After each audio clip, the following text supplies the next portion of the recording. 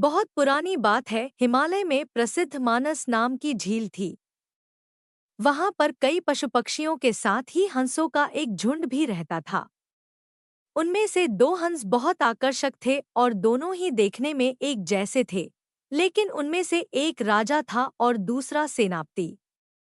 राजा का नाम था विजय और सेनापति का नाम सुमुखा था।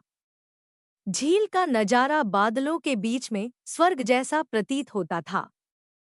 उन समय झील और उसमें रहने वाले हंसों की प्रसिद्धि वहां आने जाने वाले पर्यटकों के साथ देश विदेश में फैल गई थी। वहां का गुणगान कई कवियों ने अपनी कविताओं में किया, जिससे प्रभावित होकर वाराणसी के राजा को वह नजारा देखने की इच्छा हुई। राजा ने अपने राज्य में बिल्कुल वैसी ही झील का निर्माण करवाया और वहां पर कई प्रकार के सुंदर और आकर्षक फूलाए के पौधों के साथ ही स्वादिष्ट फलों के पेड़ लगवाए। साथ ही विभिन्न प्रजाति के पशुपक्षियों की देखभाल और उनकी सुरक्षा की व्यवस्था का आदेश भी दिया। वाराणसी का यह सरोवर भी स्वर्ग जैसा सुंदर था, लेकिन राजा के मन में अभी उन दो हंसों को देखने की इच्छा थी, जो मानस सरोवर में रहते थे। एक दिन मानस सरोवर के अन्य हंसों ने राजा के सामने वाराणसी के सरोवर जाने की इच्छा प्रकट की, लेकिन हंसाए का राजा समझदार था। वह जानता था कि अगर वो वहां गए तो राजा उन्हें पकड़ लेगा।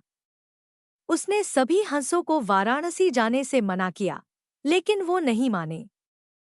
तब राजा और सेनापति के साथ सभी हंस वाराणसी की ओर उड़ चले।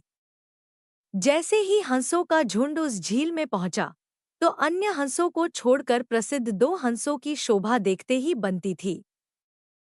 सोने की तरह चमकती उनकी चोंच, सोने की तरह ही नजर आते उनके पैर और बादलों से भी ज्यादा सफेद उनके पंख हर किसी को अपनी ओर आकर्षित कर रहे थे। हंसों के पहुंचने की खबर राजा को दी गई।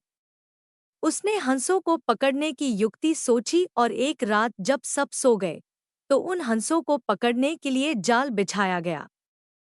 अगले दिन जब हंसों का राजा जागा और भ्रमण पर निकला, तो वह जाल में फंस गया।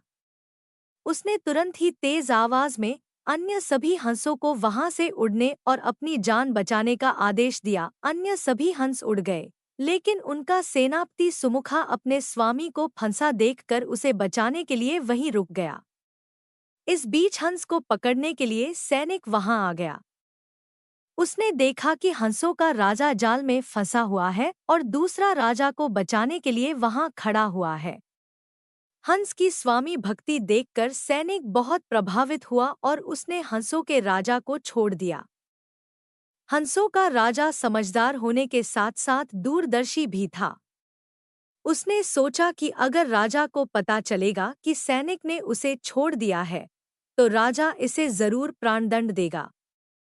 तब उसने सैनिक से कहा कि आप हमें अपने राजा के पास ले चलें। यह सुनकर सैनिक उन्हें अपने साथ राजदरबार में ले गया। दोनों हंस सैनिक के कंधे पर बैठे थे।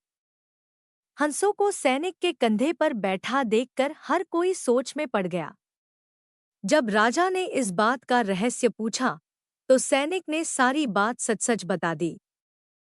सैनिक की बात सुनकर राजा के साथ ही सारा दरबार उनके साहस और सेनापति की स्वामी भक्ति पर हैरान रह गया और सभी के मन में उनके लिए प्रेम जाग उठा।